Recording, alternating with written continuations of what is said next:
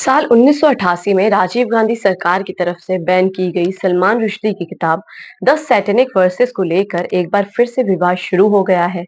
मुस्लिम संगठनों की तरफ से केंद्र सरकार से गुजारिश की गई है कि इस पर दोबारा बैन लगाया जाए।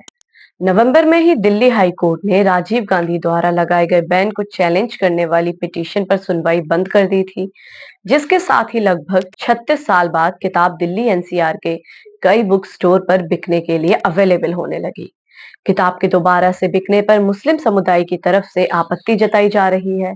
जमीयत उलेमाए हिंद के लीगल एडवाइजर मौलाना काव रशीदी ने इस किताब की दोबारा बिक्री पर फिक्रमंद होते हुए कहा कि भारत का संविधान अभिव्यक्ति की स्वतंत्रता देता है, लेकिन यह किसी की भावनाओं को ठेस पहुंचाने का अधिकार नहीं देता। किताब की बिक्री फिर से शुरू करना उकसावे की कोशिश है। इसे रोकना सरकार की जिम्मेदारी है।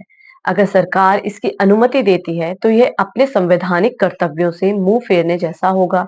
रशीदी ने आगे कहा कि मुसलमान अल्लाह और पैगंबर को अपनी जान से भी ज्यादा प्यार करते हैं और ऐसे में इस विवादास्पद किताब को कभी बर्दाश्त नहीं किया जाएगा।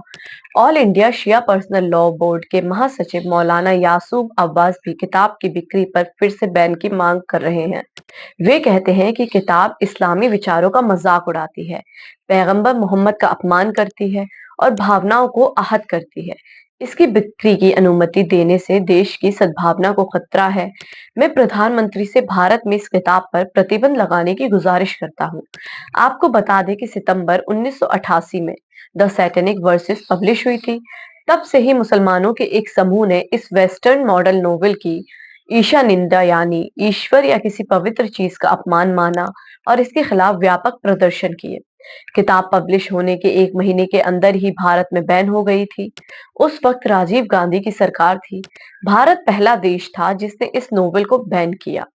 किताब के इंपोर्ट करने पर तो बैन था, लेकिन इसे रखना अपराध नहीं था। इसके बाद पाकिस्तान और कई दूसरे इस्लामी देशों ने भी इसे बैन कर दिया। फरवरी 1989 में रुश्दी के खिलाफ मुंबई में मुसलमानों ने बड़ा विरोध प्रदर्शन किया। इस प्रदर्शन पर पुलिस की गोलीबारी में 12 लोग मारे गए और 40 से ज्यादा लोग घायल हुए थे। अब एक बार फिर से भारत में मुस्लिम समुदाय की तरफ से सलमान रुश्दी की इस किताब को बैन करने की मांग की जा रही है। सरकार इस पर क्या फैसला लेगी, ये देखना होगा।